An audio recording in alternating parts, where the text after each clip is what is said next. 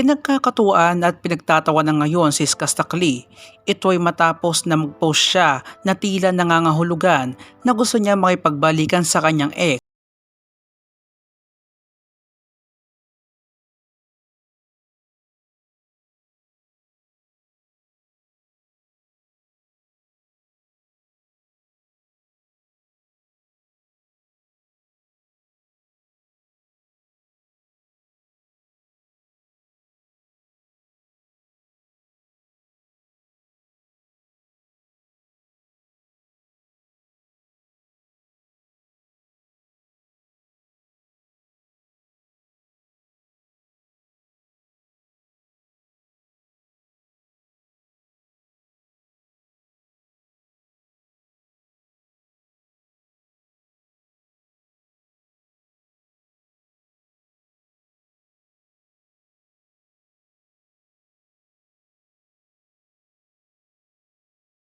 DJ. At kung nagustuhan mo to, pwede ba makahingi sa inyo ng like and subscribe?